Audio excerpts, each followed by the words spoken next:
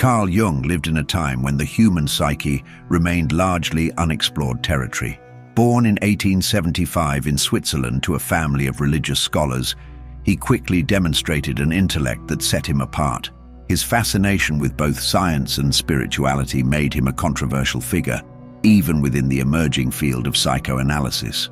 After collaborating closely with Sigmund Freud, their intellectual paths diverged dramatically when Jung refused to reduce human experience to mere intimate impulses. His only crime was thinking too broadly, suggesting that the unconscious mind held not just repressed desires, but a wealth of creative potential and ancestral wisdom. Remember to subscribe to the channel, activate the bell, and give us your opinion. Far from yielding, Jung embraced intellectual independence with remarkable courage. He did not seek comfort in established theories, nor did he try to gain approval from his former mentor. Instead, he chose to venture into uncharted psychological territory, working tirelessly while documenting experiences that would transform our understanding of the human mind. His collected works proposed a vision of the psyche where the unconscious was not merely a repository of repressed thoughts, but a dynamic, creative force with both personal and collective dimensions. Wholeness, he argued, was not found in perfection or social conformity, but in integration, the ability to acknowledge all aspects of oneself, even the shadow elements we prefer to deny. Those who knew him described him as profoundly thoughtful, yet intensely practical, whose psychology was not just theory, but a roadmap for living. He believed that the key to authentic existence lay in understanding our deeper nature and accepting that many of the inner conflicts that torment us are necessary steps towards psychological growth. If there is anyone who can offer practical insight on how to live with greater self-awareness, meaning, and inner harmony, it is him. His ideas do not promise easy solutions, but they do offer a way to exist with greater authenticity and psychological wholeness. Jung's first teaching is simple but revolutionary. Stop running from your shadow. Most psychological suffering comes from our resistance to acknowledging the darker aspects of our personality, from our inability to accept that we are not merely what we consciously believe ourselves to be. We want to see ourselves as purely good, rational, and consistent, for life to confirm our idealized self-image. But the psyche does not operate according to our conscious wishes. The shadow is a moral problem that challenges the whole ego personality, he wrote. In other words, our unconscious contains elements that contradict our conscious values, and our distress comes from refusing to integrate them. Accepting the shadow does not mean indulging in destructive behaviors, but learning to see ourselves completely. Jung insisted that awareness is the key to psychological freedom. When we understand why we react as we do, we stop being controlled by unconscious forces. If something about others consistently triggers us, instead of projecting blame outward, we should ask ourselves, what disowned part of myself am I seeing in them? Jung did not say we should not have moral standards, but that we should not be hypocritical about our own nature. This advice is particularly difficult to apply because we cling to our self-image, the idea that we are fundamentally different from those we condemn, that our motives are pure, that we would never act in ways we find reprehensible in others. But the psyche does not conform to our pretensions. Learning to see ourselves as we truly are, without distortion, without illusions, and without expecting our conscious mind to represent the totality of who we are, is the first step toward psychological integrity. It does not mean we stop striving to be better, but that we stop exhausting ourselves through inner denial and projection. And if we achieve this, then we begin to understand what true individuation meant for Jung. Jung's second teaching is that genuine freedom does not mean escaping our psychological reality, but understanding the myths and archetypes that shape our lives. We like to believe that we are entirely self-determining, that each choice we make is an act of pure rationality, but Jung dismantles this illusion with profound insight. Until you make the unconscious conscious, it will direct your life, and you will call it fate, he wrote. There is no complete autonomy in the way we usually imagine it. Every attitude, every reaction, every decision we make is influenced by archetypal patterns that have existed throughout human history, many of which we are unaware of. For Jung, True freedom is not the ability to transcend these patterns, but the ability to recognize how they operate within us. Only when we grasp the archetypal forces that drive us can we act with fuller consciousness. If we are swept away by unconscious identifications with the hero, the victim, the savior, the rebel, we are like puppets moved by strings we cannot see. But if we understand the nature of these universal patterns and how they manifest in our personal lives, we cease to be unwitting participants in their drama. The free person is not the one who claims to have escaped the influence of archetypes, but the one who acts from awareness rather than blind compulsion. This teaching clashes with our modern sensibilities. We like to think that we are uniquely self-created, that collective patterns don't apply to us, that we have absolute sovereignty over our psychological lives. But Jung forces us to admit that this is often not the case. Why do we repeat the same relationship patterns? Why do we find ourselves drawn to certain roles?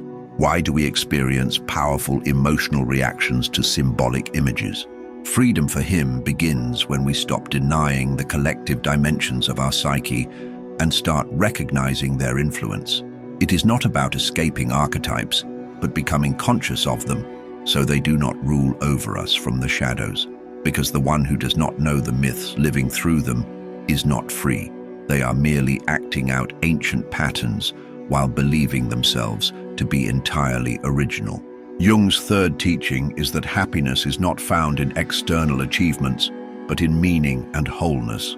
We spend our lives pursuing success, status, and material comfort as if they were the only paths to fulfillment, but according to Jung, any happiness that depends solely on outer circumstances is incomplete.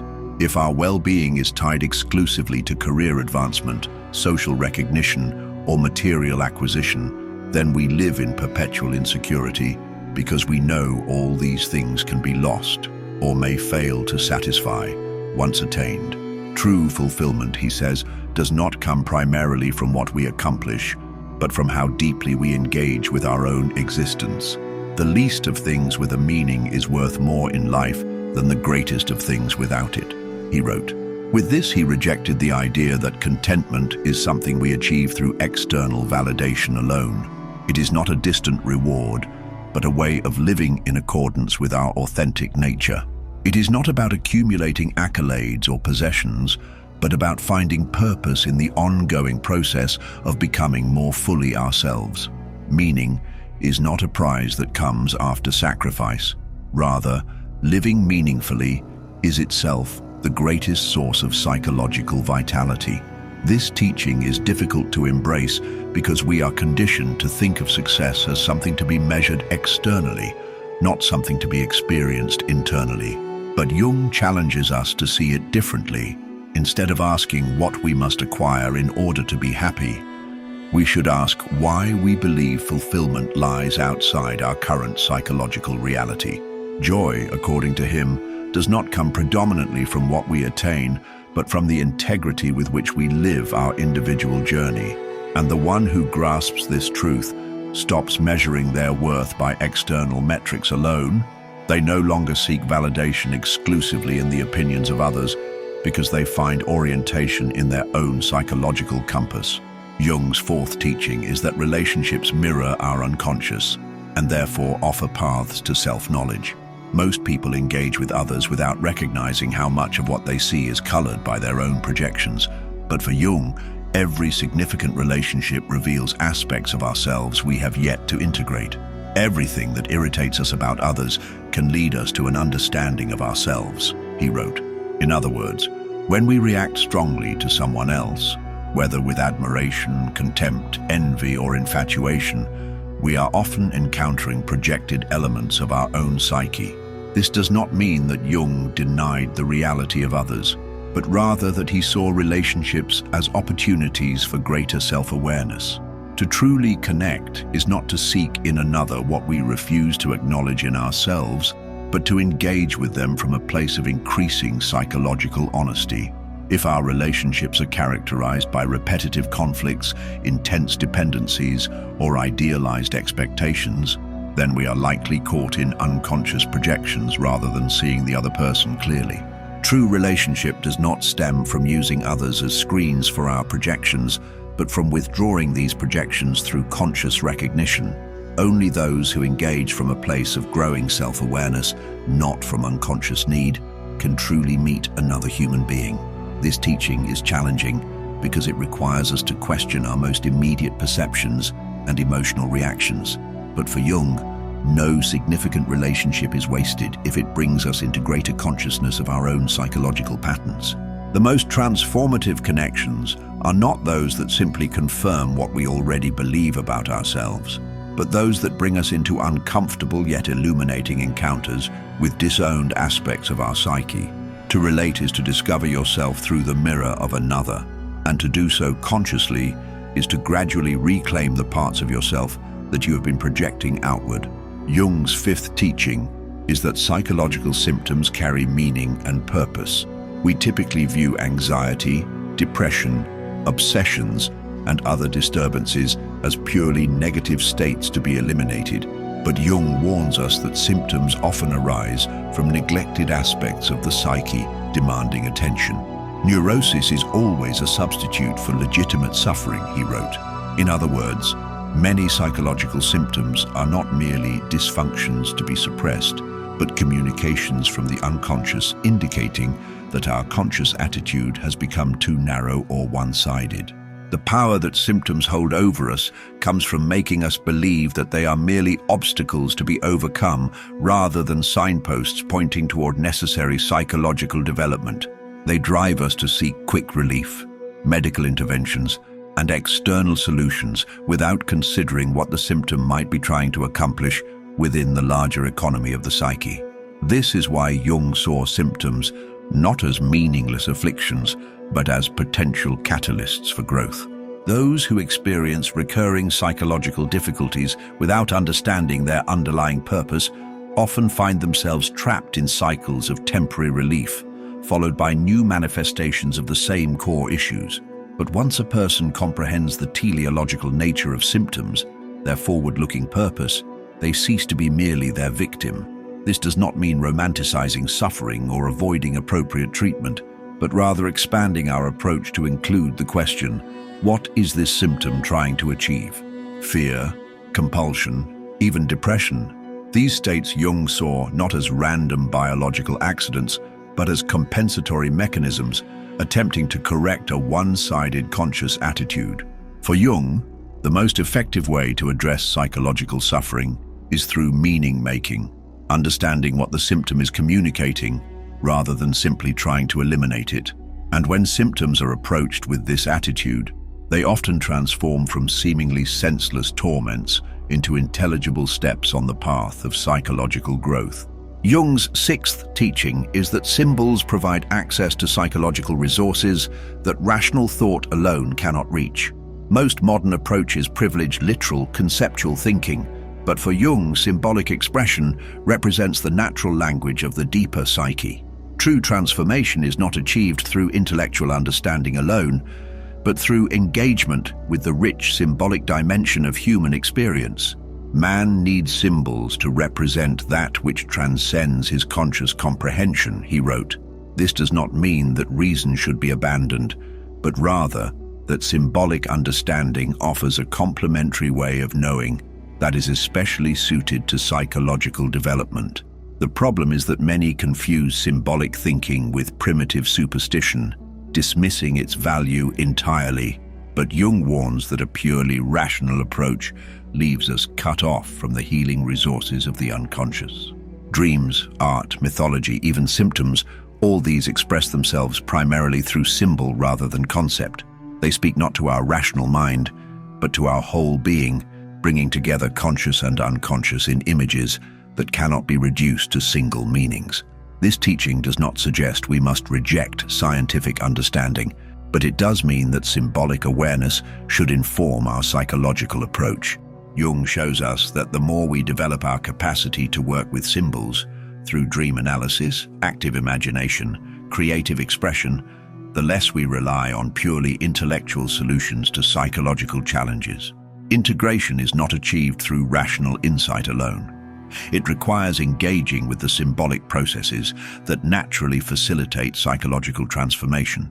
And the person who has developed this capacity is no longer limited to conscious resources alone, because they have found within symbolic experience the bridge between different levels of the psyche. Jung's final teaching is that life's purpose is not happiness but completion, becoming who we truly are. Not in the sense of achieving some predetermined ideal or conforming to external expectations, but in the ongoing process of integrating conscious and unconscious aspects of ourselves into a more complete whole. The privilege of a lifetime is to become who you truly are, he wrote. There is no point in living according to collective standards alone or in pursuit of goals that do not resonate with our deeper nature. Individuation follows its course whether we cooperate or not, and the sooner we align with this innate process, the sooner we can live with greater authenticity.